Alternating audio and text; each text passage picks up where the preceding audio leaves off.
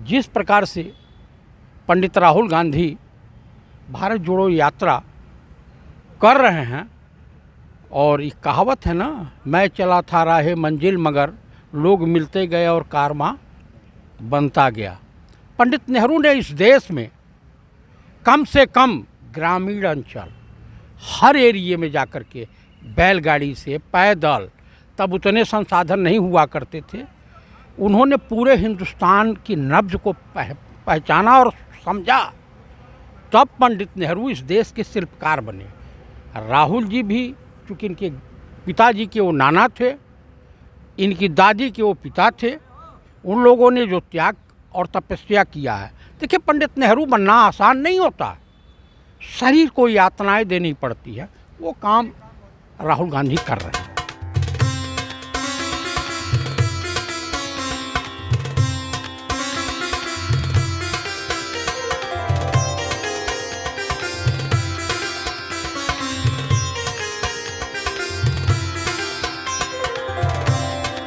आपका क्या नाम है?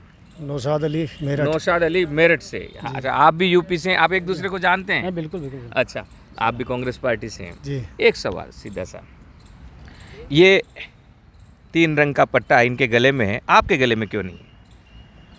बस अभी गाड़ी में है, गाड़ी में है। डल जाएगा। ये एक परिवर्तन होना आना जरूरी है, क्योंकि पिछले 10 वर्ष में गांधी टीवी क्योंकि सच को सच की तरह दिखाता है, हम उसमें कोई लाग लपेट नहीं करते हैं, इसीलिए हम बड़ी तेज़ी से आगे बढ़ रहे हैं, लोगों को पसंद आ रहे हैं हमारे काम भी और हमारा काम करने का तरीका भी। नौशाद भाई से हम जानना चाहते हैं कि अब जब आपको एक नया राष्ट्रीय अध्यक्ष मिल गया है और राहुल गांधी आंधी तूफान की तरह प्यार की गंगा बहाते हुए दक्षिण से उत्तर की ओर बढ़ रहे हैं और कश्मीर तक जाएंगे, और सुना है कश्मीर से वो कैलाश पर्वत से भोलेनाथ का आशीर्वाद लेकर हिंदुस्तान में फिर गांव-गांव जाएंगे, क्या असर होगा इसका? इसका पूरा लाभ मिलेगा कांग्रेस पार्टी को, सभी लोग मजबूती से आगे बढ़ेंगे, पूरी लहर चलेगी। आने वाला समय कांग्रेस का है। यूपी में लंबे समय से इस बार बीजेपी रिपीट हुई है और यूपी में कांग्रेस की हाल लगातार लगभग 10 वर्ष से भी ज़्यादा, इवन अगर देखें तो 15 वर्ष से भी ज़्यादा हो गया कि वहाँ कांग्रेस का हाल बड़ा बुरा है। क्या कारण है, और अब यूपी में हमारी सरकार कैसे, आपकी सरकार कैसे वहाँ आ पाएगी? कहीं ना कहीं हमारी कमजोरी रही, निश्चित रूप से। क्या कमजोरी रही?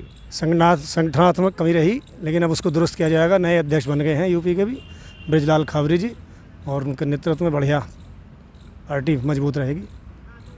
ब्रजलाल खावरिया जी नए अध्यक्ष बन गए हैं। जय प्रकाश चतुर्वेदी जी, आपने काफ़ी उतार चढ़ाव कांग्रेस पार्टी के देखे होंगे, ये चढ़ाव है या अभी ठहराव है?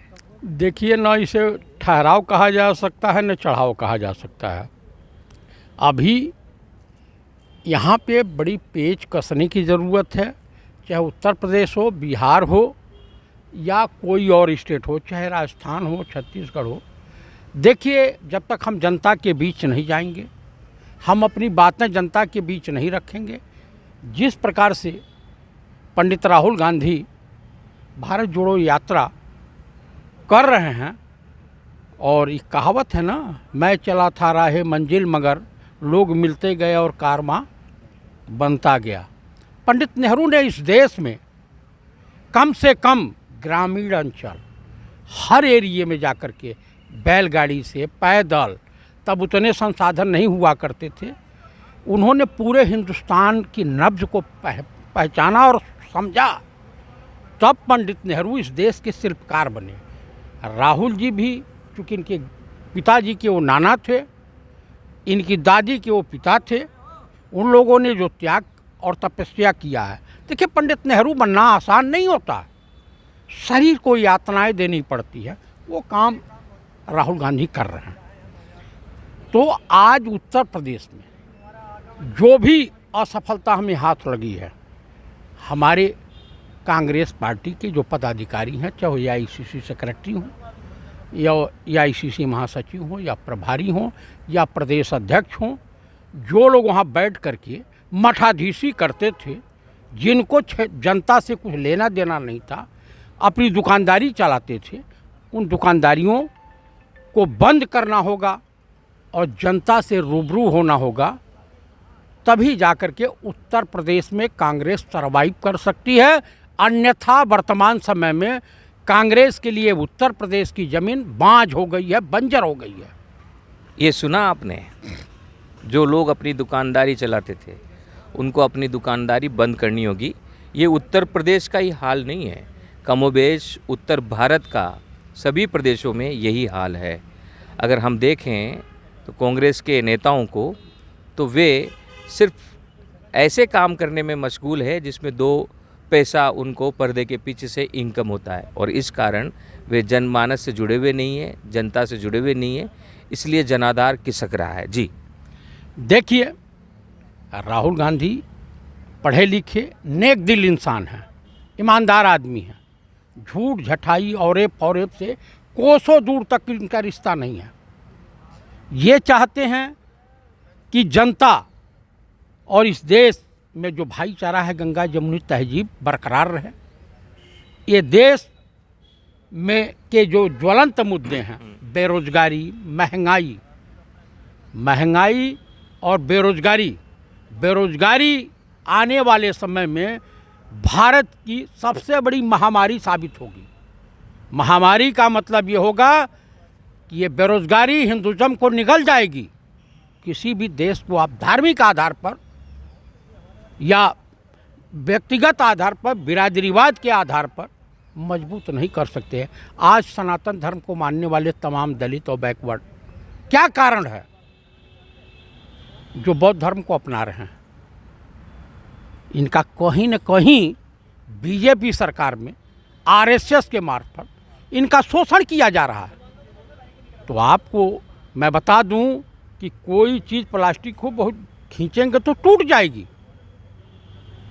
हमें इस देश में राहुल गांधी का ये मतलब है कि जो नफरत की खेती आरएसएस और बीजेपी कर रही है, हिंदू मुसलमान, भारत पाकिस्तान, मंदिर मस्जिद, ये बंद होनी चाहिए, उसे तोड़ना है। नफरत की राजनीति को तोड़ने के लिए राहुल गांधी पैदल चल रहे हैं 3570 किलोमीटर, बिना रुके बिना थके। लाखों लोग उनके साथ जुड़ रहे हैं, लेकिन करोड़ों लोग अप्रत्यक्ष रूप से भारत जोड़ो यात्रा में देश से विदेश से जुड़ चुके हैं। यह यात्रा निश्चित ही परिवर्तन लाएगी, और वह परिवर्तन दिख भी रहा है। उस परिवर्तन का डर बीजेपी के ऊपर दिखाई दे रहा है।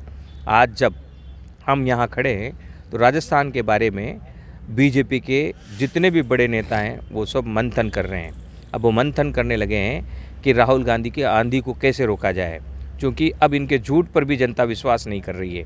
अब उस बात पर भी विश्वास नहीं कर रही है, क्योंकि राहुल गांधी लगातार जो बातें कहते रहे हैं वह सब सच साबित हो रही है।